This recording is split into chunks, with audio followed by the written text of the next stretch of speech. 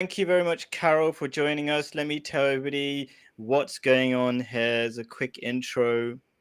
Um, so I'm trying to do a couple of different kinds of live streams, a few with converts from different countries for different kind of purposes. So this one's kind of targeted towards converts as well as Muslims in general. We've got our friend Carol all the way from the United States. Thank you so much for joining. Assalamu alaikum. Walaikum salam. And what are we going to be talking about today? I'm going to talk about Muslim leadership. Should we be led by YouTubers or maybe something better like a caliph? Have we given up on being led by a caliph? Have we given up on how things were done at the time of Prophet Muhammad, peace be upon him? So that's kind of the basic question. And I feel like a good way to introduce it a little bit more to get an idea of what I think some of the troubles are is I'm going to share my screen on and to go through what the maybe I'll share this one. Okay, share this little thing here. Okay, so basically that's the thumbnail I had. I can't even move it now. Okay. Okay, cool. So just to introduce what is on the thumbnail, we've got on the right, we have a very famous YouTuber called Muhammad Hijab, and he recently did a video saying that if somebody disagrees about Islam, especially if you're a parent, you should smack them, you should beat it out of them, and they should just agree with you. If you got any sectarian differences, that's what he thinks. He's one of the most respected YouTubers of Islam at the moment, and that's what he's got to say. Smack it out. If you've got differences of opinion, you should beat them up until they agree with you. And then you on the left, you've got Mirza Masroor Ahmad, who I believe is the current caliph, the only existing caliph. If unless Carol has an opinion that we would talk about, she calls herself the Caliph of the United States. But this is that would be interesting to see what she's got to say about that. So that's a little bit of an intro. Let's get rid of that and stop sharing for a sec. There we go. Okay. Cancel. There we go. Anyway, any thoughts about YouTubers leading all the Muslims in their beliefs? Because it seems to be that's the way things are going at the moment. What do you think, Carol? Okay, first, yeah, assalamu alaikum, everybody. I just wanted to say this. I'm not against people wearing niqab one way or the other. I don't care if they wear it or don't. I'm wearing this right now only because it's a big game. People like to take Muslim women, cut the heads off, and put them on naked bodies and send them around on memes. And my husband would get madder than hell if all of a sudden that starts going on because I'm playing on the internet. Do you understand?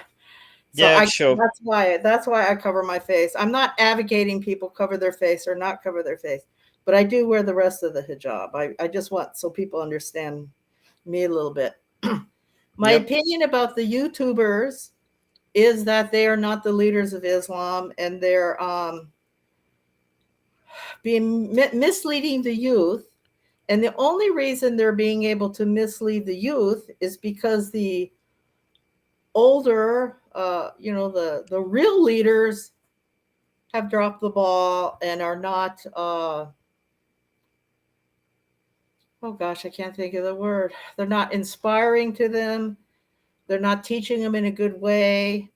And mostly, I'm talking about in the United States. They're mostly trying to keep their country's ethnicity or trying to keep their children from marrying outside. Oh, no A more lot of connection. problems. No more connection. No, I can hear you. Oh, it just went off here. Okay, Yeah. and they can't relate to them. They seem to not be able to relate to them, and they don't know what to do in the West. And so we Int- have a compound problem going on. But as for Muhammad Hijab and that little bunch, I call them the crotch shot Dawa team. I find them disgusting. I don't find that they have the maturity that Muslims used to have 40 years ago when I became Muslim. They're not inspiring, and they're mostly advocating fragmentation of Muslims. And this is what I find to be a big problem. Very interesting. I also find, okay, could it be the problem that these top YouTubers have got greater reach than anybody else, and therefore they become the de facto leaders? What do you think about that? Well, I think the youth are what's watching them. I don't think people my age are paying any attention to these people. That's Really, I don't believe that. I'm hitting up towards 70 here. This is not how Islam was even presented 40 years ago. right. Yes. Uh, it's just getting progressively worse. I came from a town. After I converted, I moved to a town that had a masjid. They had two masjids. About 20 years ago, when I looked in the paper at the Arab store, the paper, there was 22 masjids. I don't know how many there are now. That was about 20 something years ago when I looked at that and counted them. All they do is start, form, then split apart, basically, is what goes on. And it's always along ethnic lines, and sometimes it's on theological lines. Tell me what you mean by split apart. So there's a mosque, you turn up to the mosque, and in what way do they split apart? They become two masjids. There's a fight, they become two masjids. Wow. Then that one becomes two more. That becomes two more. And there's a lot of issues in the United States with masjids. I don't know what goes on in England exactly. Right.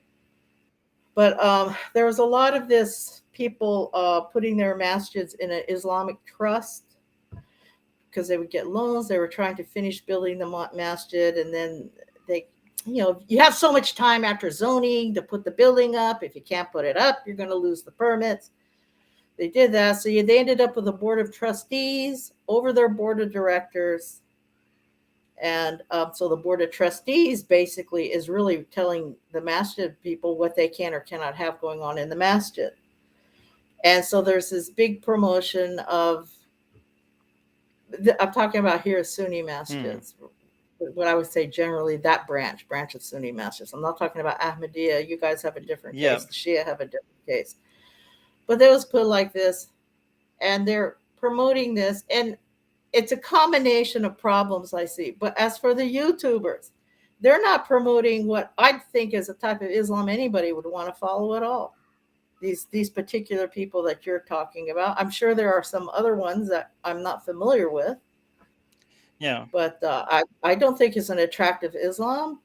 They're promoting the idea that they can't even get along in the West with anybody. They can't even acknowledge that people find some of their behaviors as repulsive. The whole thing has gone past belief in my mind that anybody, they could possibly think this is okay behavior, except they are so isolated from the peoples in the country they're living in. They have no idea what they think, or they don't care. I'm so glad you're saying that, because sometimes you think that everybody's following these people and they're so rude, and that's how they get their views. Unfortunately, when I go to the same places these people go, Speaker's Corner, the videos that get the most attention are the ones when they incite other people to be angry. I have often debate the same people they debate, and when I debate the same people they debate, like their opponents or what, we have calm conversations. But when they have a conversation with the same people, they have aggressive conversation, then they fight them and upset them, and that seems to generate more attention, and that makes them more popular, and therefore the leaders in this strange and very sad way. Okay, so I'm glad to hear that. Okay, so let's. They also have very, very horrible marriage advice, which I find unbelievable. I mean, shocking in a lot of ways. And I'm not saying like the red pill. The red pill stuff is crazy. It's as if these people didn't come from families that had two parents in it or something. If people, women, of course, in Islam should, obey their husbands and all this sort of thing, but it doesn't look the way that they're putting it across. And the woman is supposed to be like the queen of the home. She's the one that's fixing the schedule in the house. She's not the husband's personal maid ordering like a servant. And they're what they're promoting will not get a woman to have loyalty for a man over the Yeah. years. What they'll get is a wife who will put and Hmm. did you understand what I'm saying? This is not how a marriage really is. I don't think any of these guys talking are old enough to know how to behave in a marriage. There needs to be older people talking about marriage, people who actually stayed married for years and years, not Fascinating. I someone love who that. made 10 years into a marriage and they're speaking about their wife on the internet as her only function is to cook him dinner. I mean, this isn't how you instill loyalty from somebody. Right. Yes, I agree. I'm glad. I think that makes so much sense. We do need older, more experienced people on YouTube rather than these people who are sort of teaching bite-sized Islam. I don't know what it is, or sensationalized. I don't know, clickbait Islam. I don't know what it is. Okay, so let's get on with do Muslims need leadership? One thing I would say is yes, it's God's way. God's way is that we should have leadership. We shouldn't be accepting being completely fragmented into lots of different groups. We should have one community. Um, and the idea of a Khalifa is not just an idea of the past, but this is the way the Quran talks about. It talks about Adam as a Khalifa, as a vicegerent, a representative of God on earth. So a Khalifa and a prophet are in some ways synonymous. And that we should all be obeying that Khalifa. So in the Quran, when we talk about when the Khalifa is mentioned, everybody, all creation is supposed to be submitting to that person. What are your thoughts about that as a starting off point?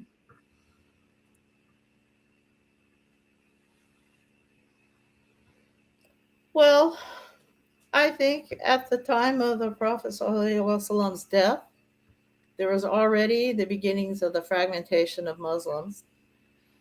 And that, if we look at the early people, there's the split with those that believe in following Imam Ali and those that believe in following the other Sahaba. But Imam Ali stayed around to try to help the community. In other words, we need to promote unity as opposed to fragmentation. And what we see now today is more and more fragmentation. And the excuses people are coming up for fragmentation are, of course, different ideological ideas of Islam and stuff. But we must promote unity in a way that does not say that Muslims have to quit their ideological differences, because whatever it is that attracts someone to Islam and to these different ideological differences, it is these ideological differences that are allowing Muslims to have a conversation, to strive for improvement, and it's also a way for many to even stay Muslim. Because I can tell you for a fact, I have no interest in following Islam as put out by Salafi Wahhabi Islam. I wouldn't be Islam at all if I thought that was the only expression of it there was. Hmm. So, but do we need leaders? Most communities wanted leaders because they organize, and the idea of organization usually has leaders. There are other models of leadership that are ground up, such as the old Irish septs and stuff. But even they ended up with someone who would be like a chieftain, a leader, but the authority was ground up or top down. It depends on how you look at this. I think Islam is open to the idea of people can come up with different leadership styles to go with this. In other words, I don't see it as Islam mandating that people have exactly a certain structure in that way. And Hmm. also, we have the problem of if you're talking about a caliph or an imam, even that is geographically cohesive. You're talking about land, authority over land. And there are many places where there's Muslims that they do not have the authority over land like that. Okay, so let's just say, imagine we're talking about a spiritual leadership, so not a political leadership. So Caliph can be political, possibly. I think. Okay, so without going into too much, I would say they just happen to be in the first early stages of Islam. Uh, there was there was an overlap, let's say, because the caliphs had geographical political power, but the main role was supposed to be spiritual.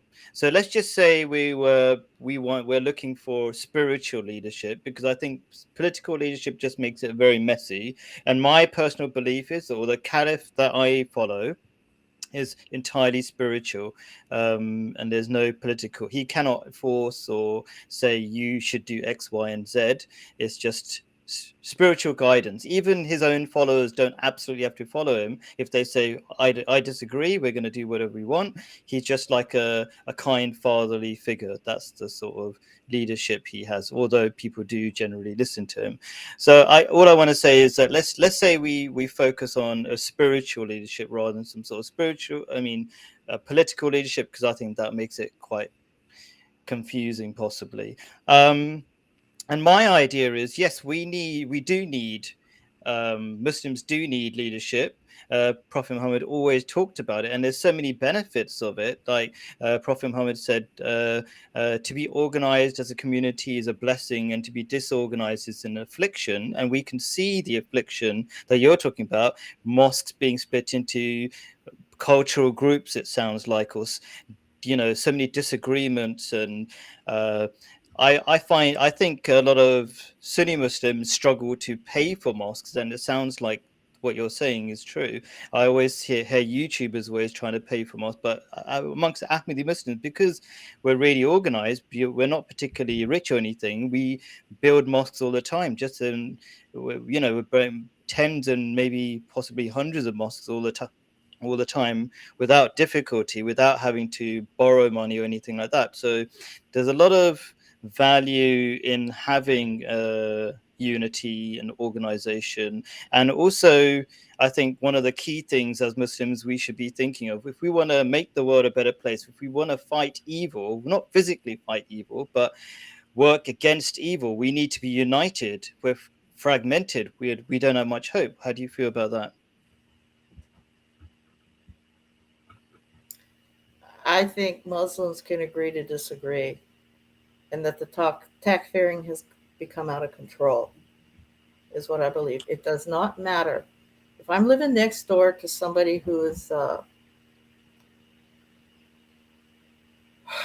okay. There's not even that big of a difference between how a born again Christian lives and a Muslim, really, as far as if they're living next door to you. Except maybe they're going to have some barbecue with alcohol in the backyard or something. I don't know, but I think if Muslims cannot find a connection with each other to put an end to this takfiring on the level that's going on now, to where it goes past just an idea of preserving a school of thoughts, views on the faith, and creating an institutional way for people to study the faith.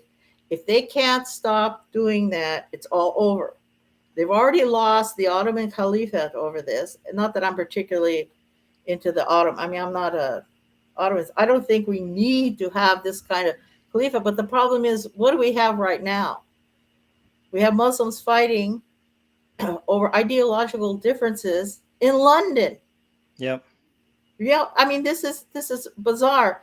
In the United States, we have so many Muslims that have come from so many different schools that back when I first became Muslim and I moved to this town, I moved to a town specifically actually to be around Muslims, because where I was at there was, I think, two. So I went on purpose to be around Muslims. And at first it was great. You had different types of Muslims in the same room, and then it started splitting off. And I had no reason where I had to particularly go with one bunch. I wasn't married or anything. I was single when I became Muslim. And I would just go wherever they spoke English. So do we need leaders? We certainly need teachers of Islam. And if there's no other indication of it, it's certainly looking at people like Muhammad Hijab and Ali Dawa and seeing where are the teachers of our faith. If this is what people think is the best offering we have. Islam is very rich heritage, very rich in its different approaches. And this is what we were born into in this age. We were not born in the time of the Prophet sallallahu alaihi wasallam. You want to argue over whether someone should have been Shia or Sunni or whatever, and then all of a sudden, okay, if you're going to be Hanafi or Maliki, and you're going to pause so long before you go into ruku, if you're going to start getting like this, we're going to get nowhere. Okay. So I want to say I agree with so many things you say. So even though I think I have my beliefs of what is the correct way, right?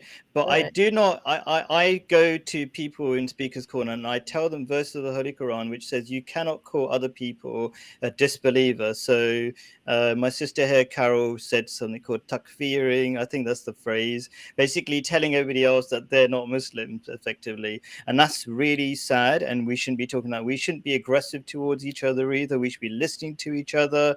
But that's not... Okay, so that's not happening in the debate scene, but is it happening at any other level? I'm not sure if there is much unity happening. So I don't believe in wishful thinking. I believe in what can be done. What are the best solutions that we can see so far? And what I see is from what I'm hearing, that's happening around the Muslim world, it's not happening within the Ahmadi Muslims, because we've got one leader. And we're constantly reminded of how to be polite to each other and be kind to each other. And we're constantly doing a lot of community work. So what happens is when you do a lot of community work, you learn to live with each other all the time. I don't know if that makes any sense. So and I don't think much of that is happening outside the Ahmadi Muslims. We don't. What are your thoughts about that? Or maybe I'm not being very clear. I feel like what I'm saying is there's a lot of splitting, and there's not much community. Okay, let me put it another way. In my local street, I'll give you one example.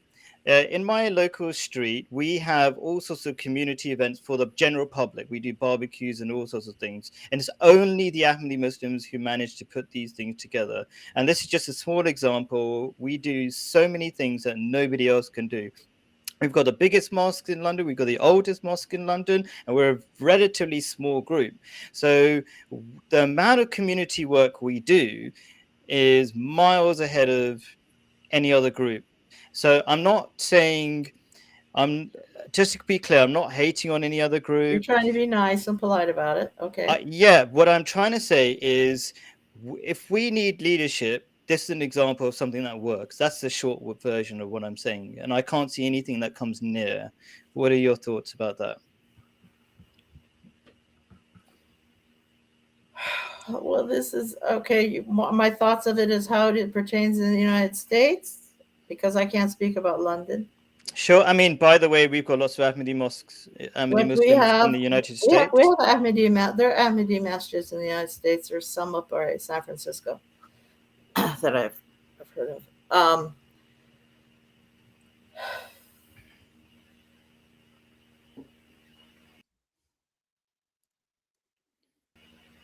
I think Ahmadiyya, a minority part of Islam. Some people want to say they're not Muslims at all, blah, blah, whatever. I'm ignoring that right now. They're a minority, and so they're well organized. They're well organized, and they've decided to be international, and they've decided to function as a minority and to try to get along in the countries that they're moving to. A lot of times it's because they're leaving because of oppression in the countries they're in. Ismailis have the same issue. They've done some of the same things, and they do a lot of charity work. I know Ismailis do.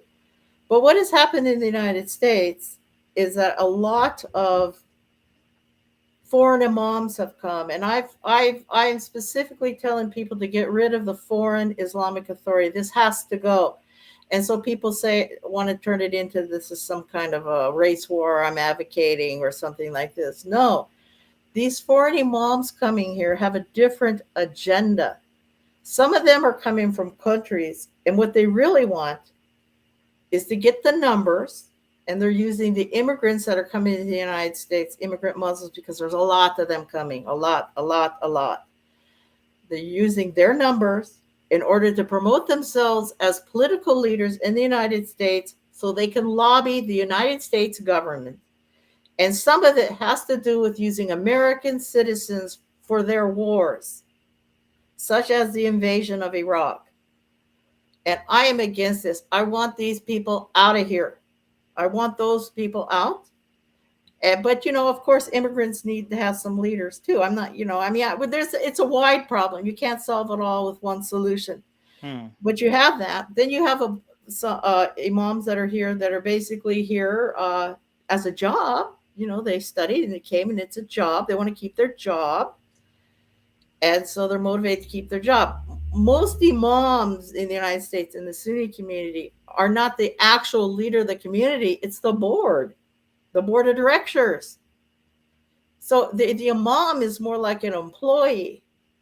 With Ahmadiyya, the Ahmadiyya are producing their own sheikhs who follow their own ideas that go out and do it, teach in their own masjids. This is a different thing. This is like a private tech. This is running like a private tech. It's almost like along the order of a Sufi order in some ways, where you go and you have the same sheikh, same leadership and stuff. It's a very effective way. It's a very effective way to function.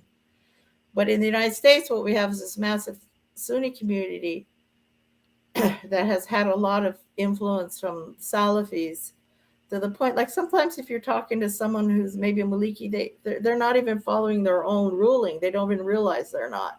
Can I jump in? I just want to share. So I was thinking about what you were saying. So you were saying that it sounds like some of these imams are hired to collect a group of people so they can lobby government. So they're effectively being used as political numbers. I tried to tell Claire Caw this. Yeah. You need numbers in the United States to affect government.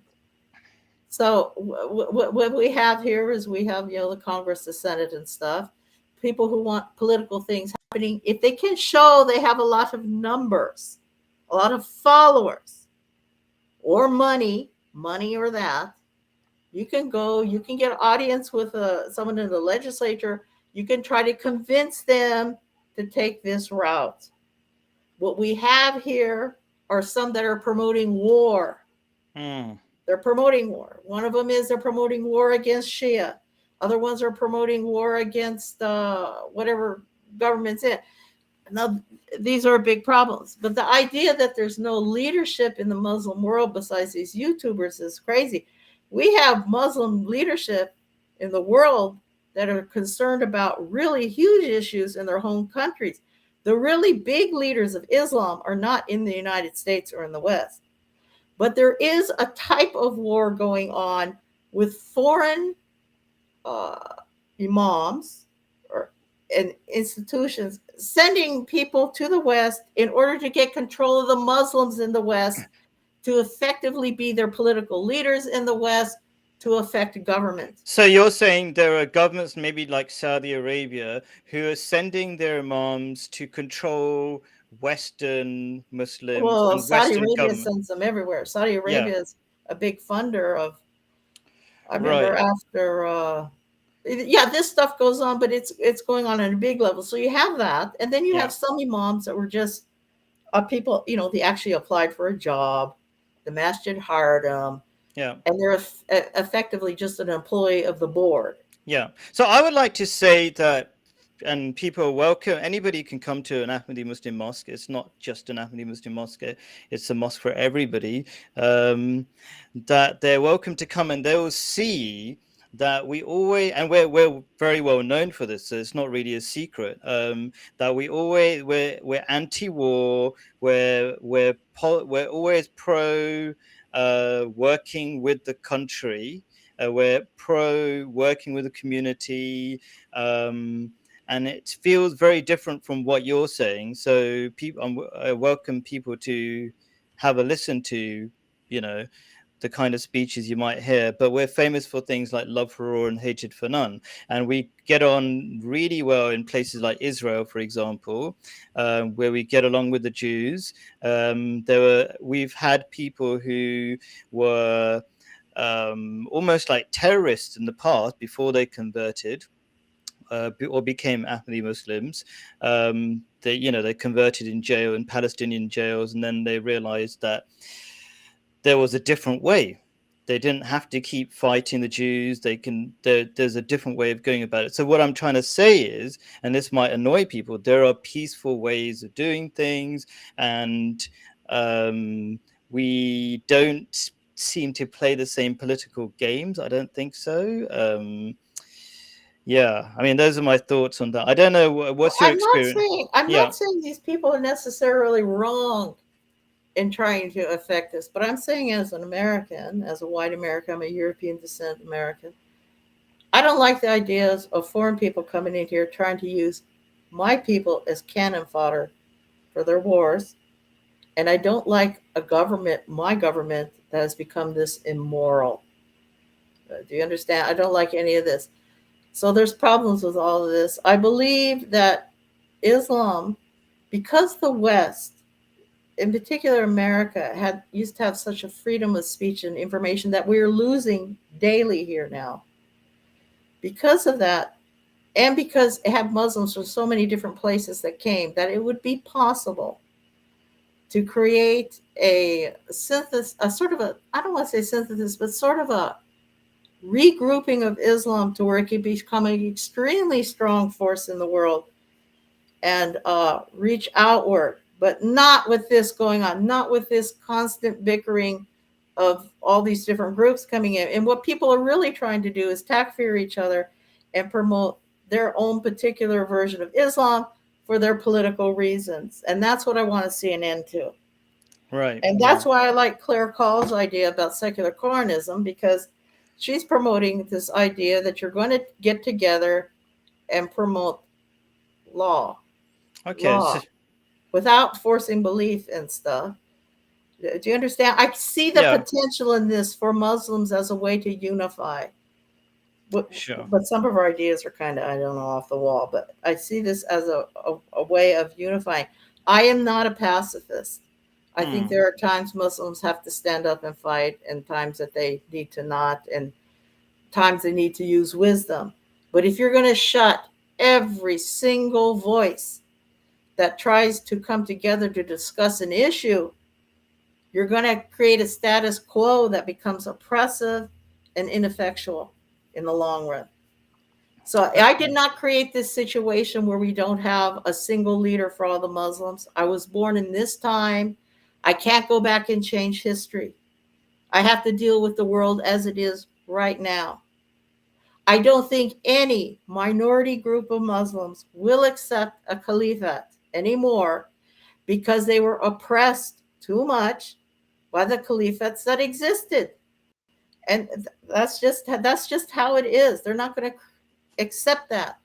And there were been many, and there are Muslim countries that never were under a caliphate. I mean, Hmm. people want to talk about that. There are Muslim countries that were never part of a caliphate. That's right. Yeah.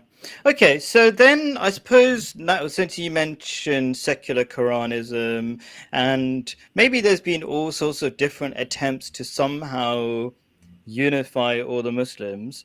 I suppose my question next would be the thing I want to lead on to: Has God has God forgotten the Muslims? Has God let all the Muslims be disunited? Is just the way is there any hope? I think there definitely is hope.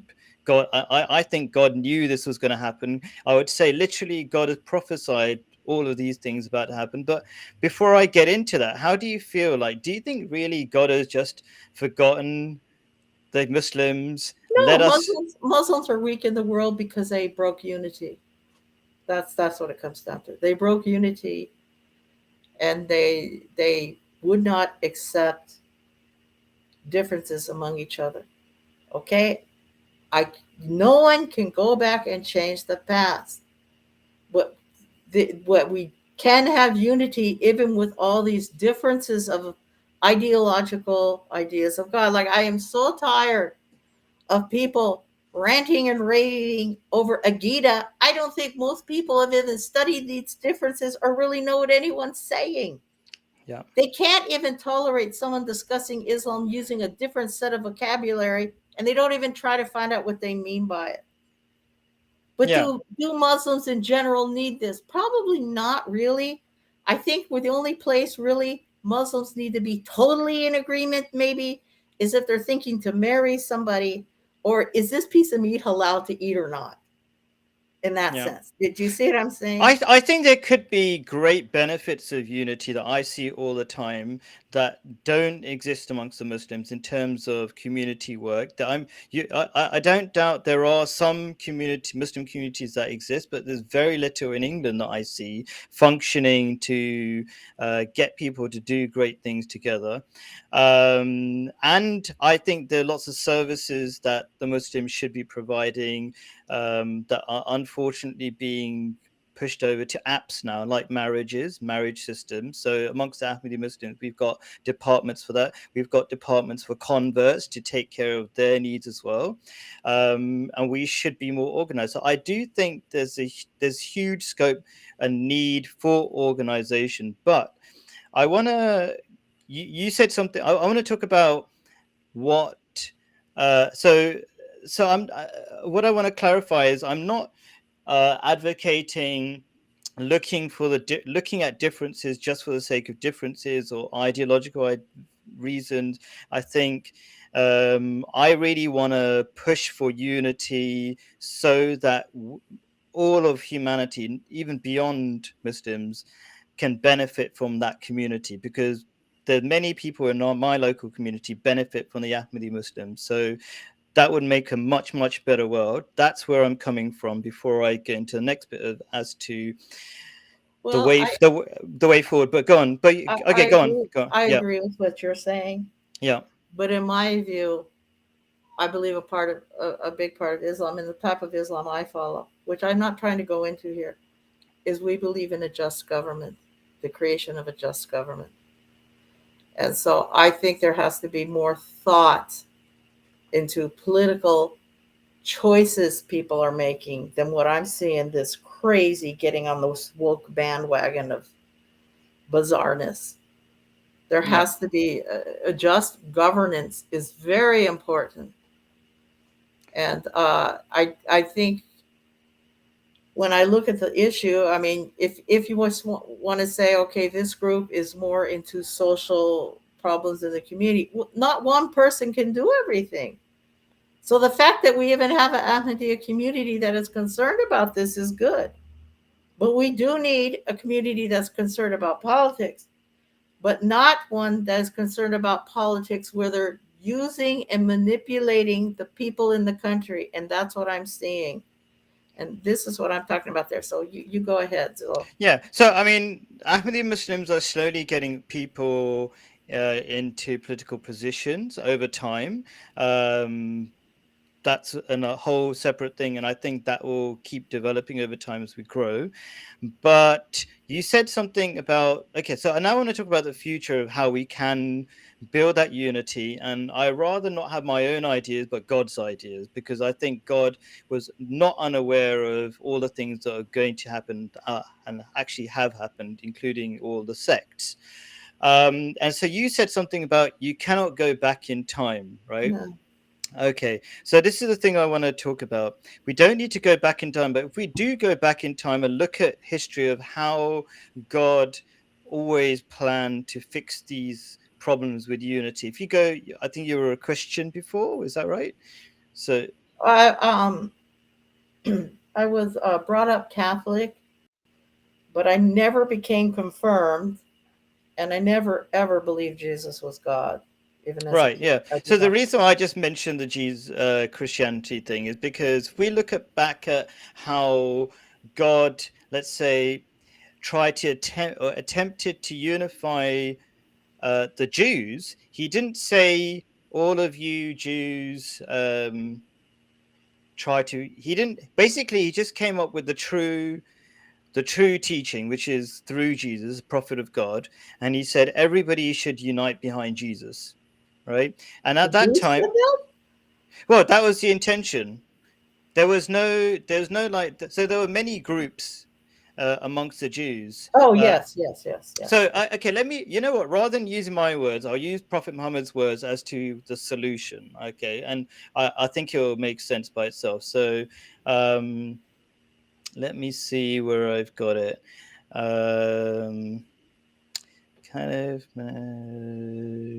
Okay, the Jews. This is Prophet Muhammad, peace be upon him, saying in one hadith, and you can take it logically to see if this makes sense at all to you. The Jews split into 71 sects, one of which will be in paradise and 70 in hell. The Christians split into 72 sects, 71 of which will be in hell and one in paradise. I swear by the one whose hand is the soul of Muhammad, my nation will be split into 73 sects, one of which will be in paradise, 72 in hell. It was said, O messenger, O of Allah, who are they? So the companions asking, who are they, the one true sect? He said, the Jama'at, which means the united community. So that's in Sunan Ibn Majah 3992. Anyway, the point is that in the history of religion, there are always sects that have come about.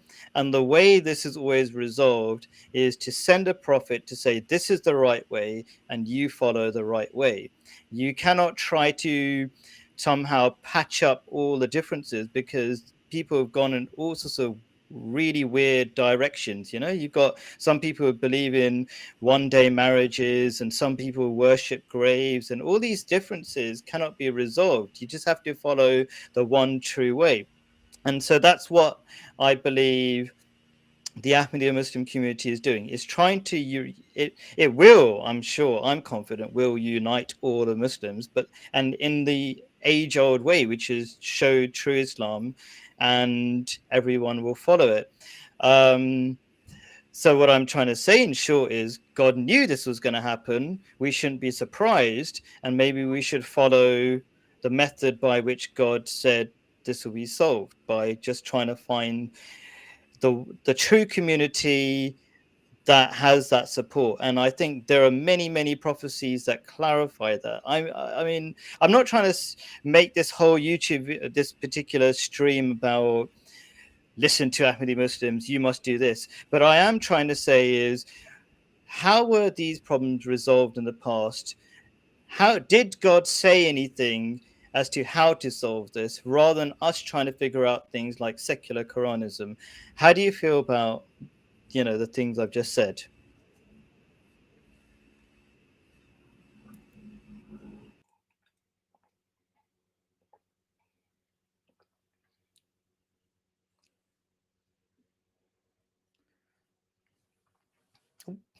Connection is dying.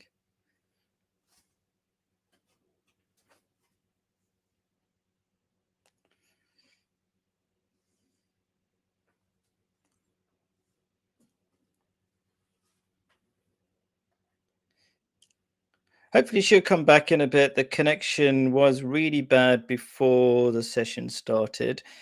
Oh, let's add her back in. Oh, you're back. Yeah, it's all good. It's all good. I think it just needed a little bit of a reset. I don't know how much of what I said you heard.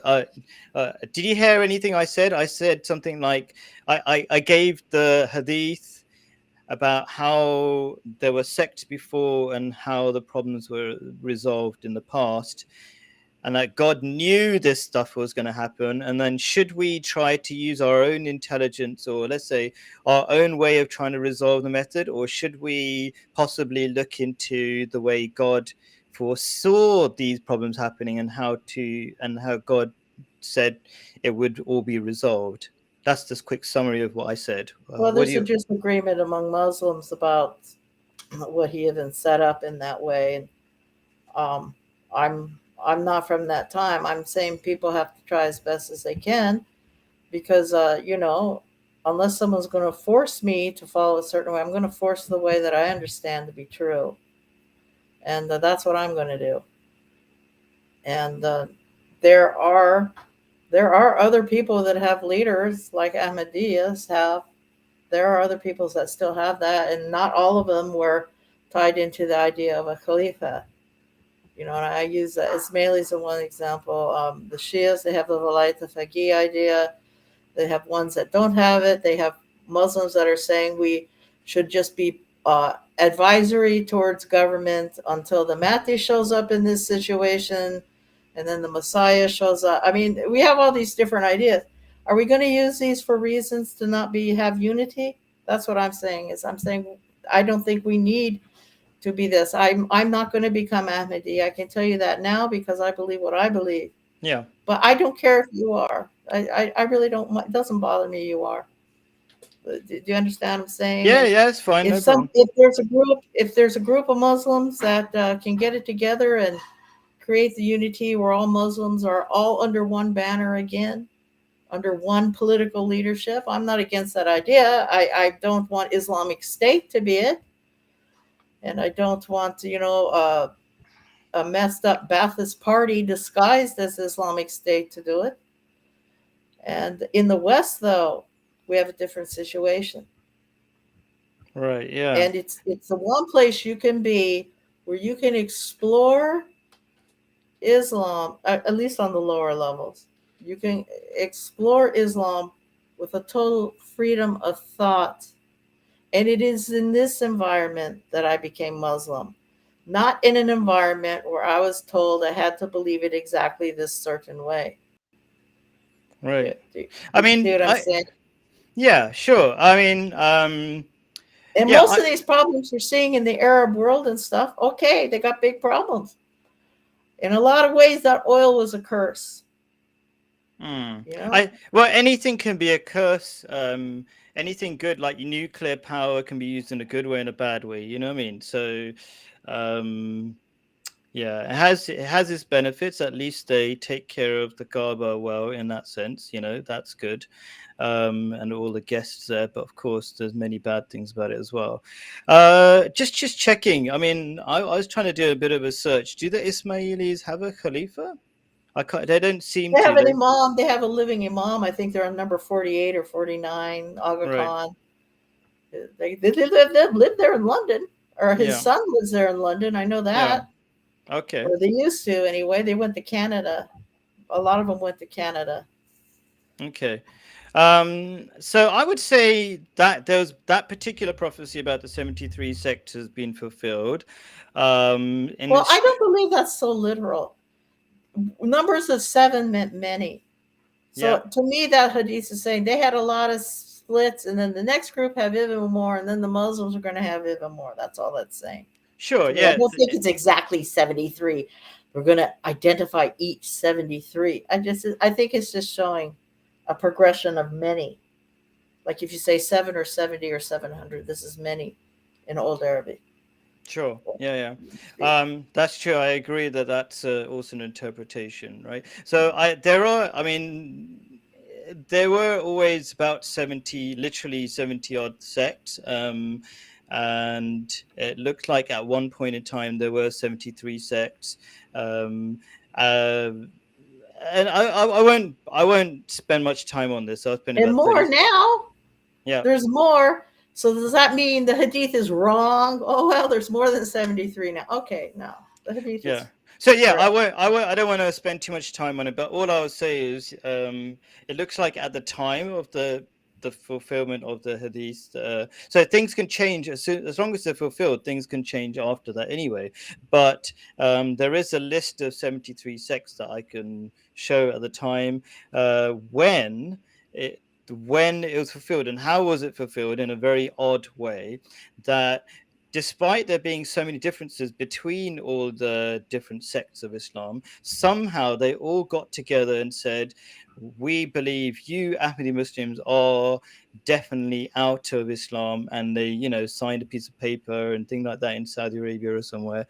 Um, and so, in a strange way, that fulfilled the prophecy, because they said, we are 72 sects, you are one. And therefore, according to the prophecy, if we had to separate the 72 and say who is one, that would be a way of doing it. The people who have called us not Muslims have in effect uh, said we are the one and they are the 72, and the prophecy says the one is true and the 72 are not.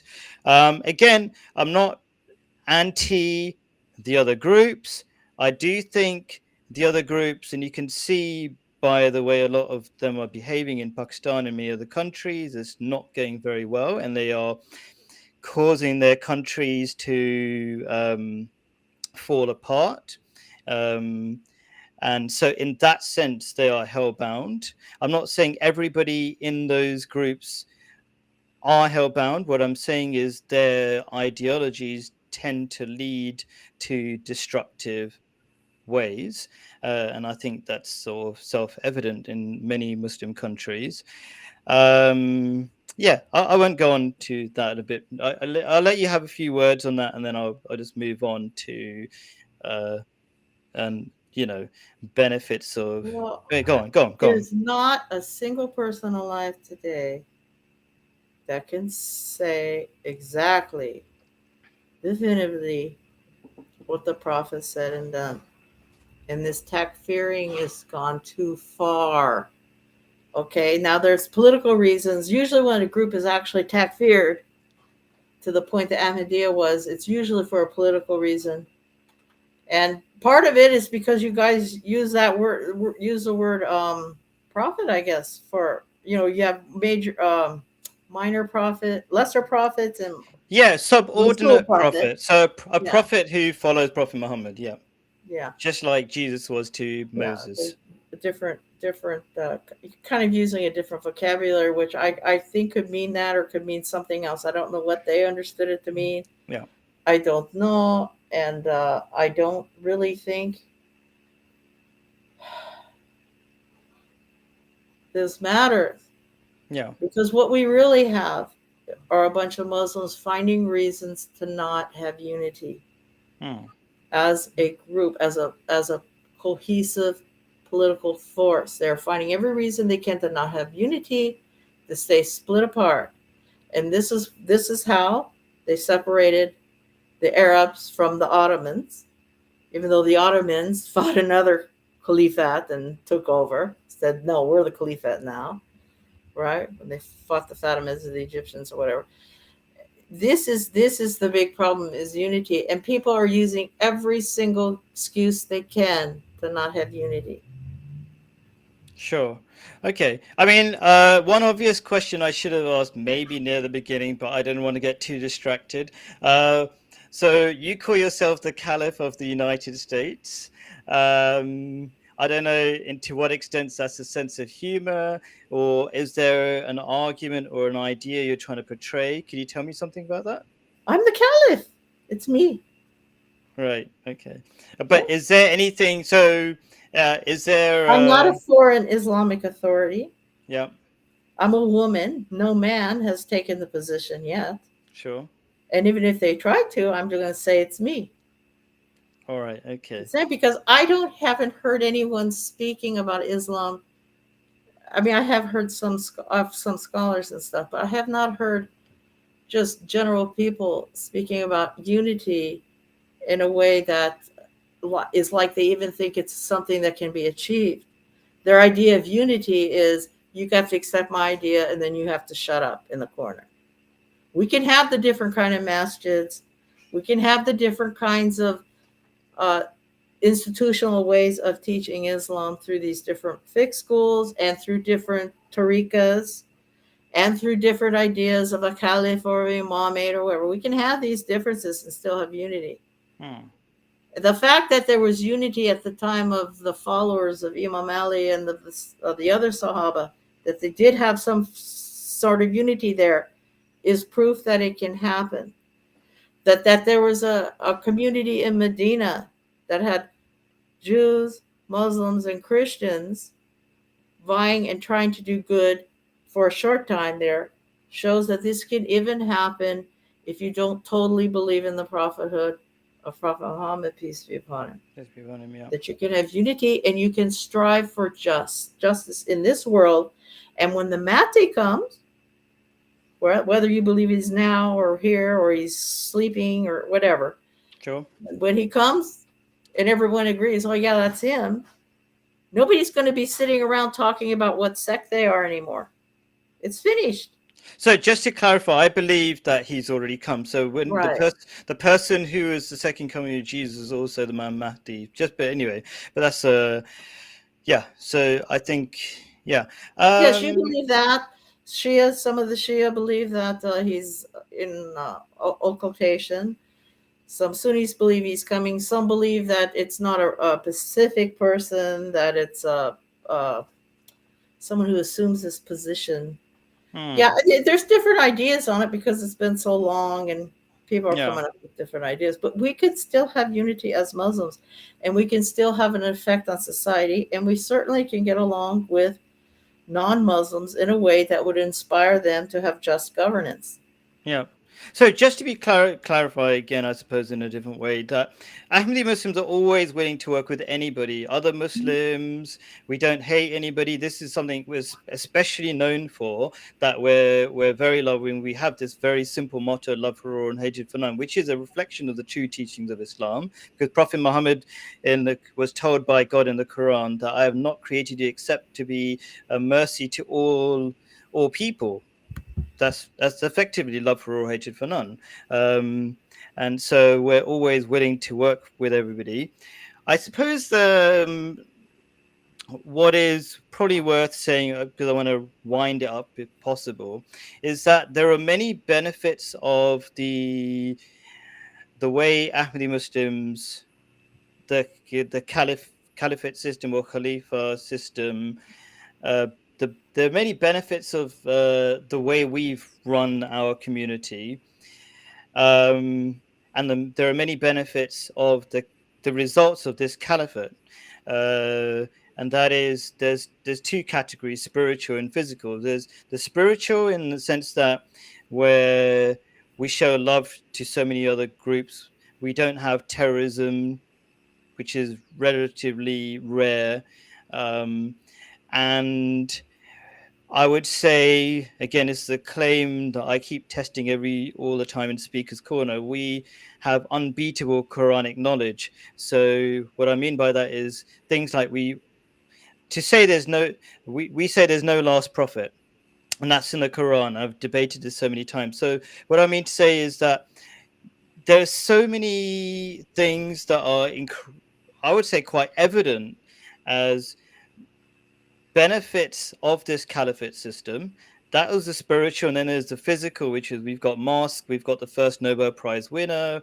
That shows some sort of level of intellect behind this movement, and we're very organized. We've got convert departments, as I said, and we've got so many things that make the community work better than anything I've seen.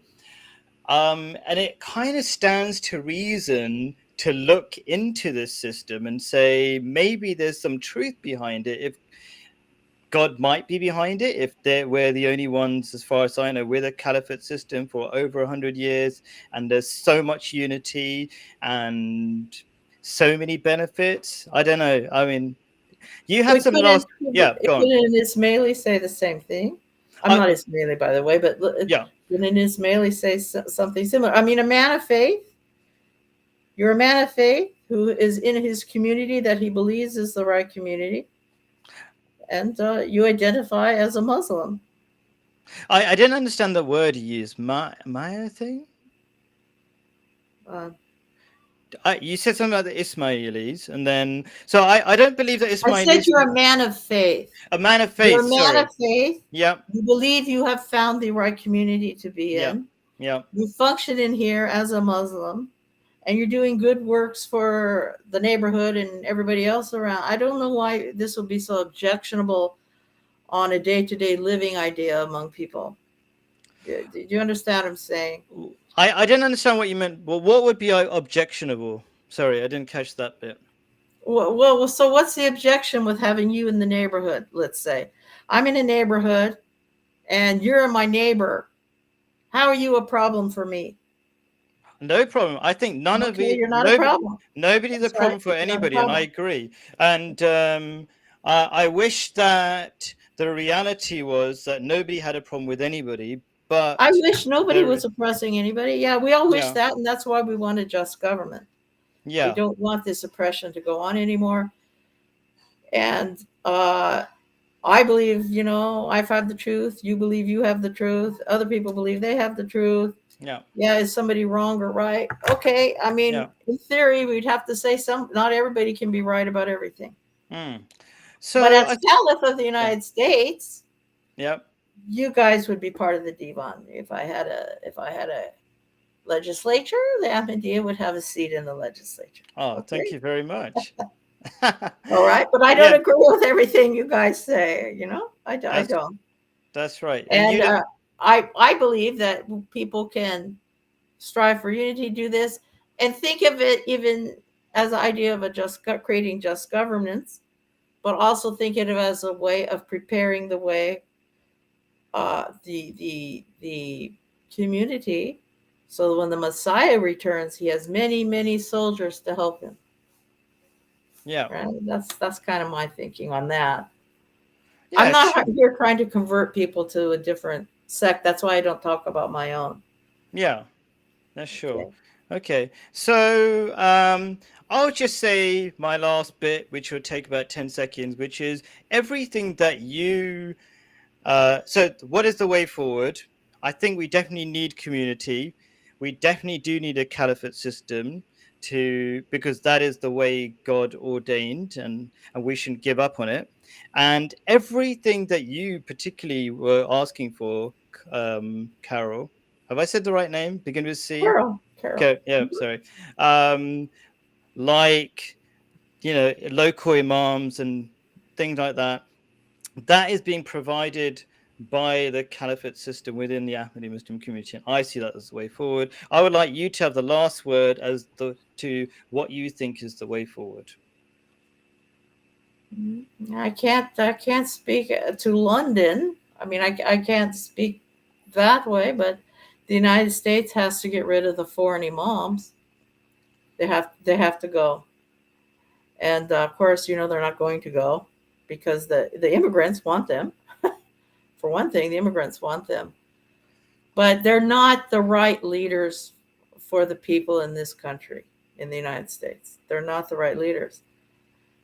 That doesn't mean you don't invite scholars to come in and do lectures or this sort of thing, but they're not the right leaders for this country. They're giving very, very bad advice.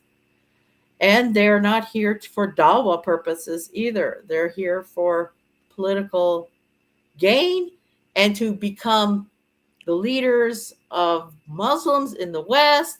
And there's too much money involved. It's a very complex problem. So I Yeah, believe the foreign imams have to all step down. And if they want to have an advisor because, oh, wow, we have 3,000 more Somalians have moved in and nobody can talk to, yeah, I mean, you can have some advisor stuff, but it needs to be run by Americans.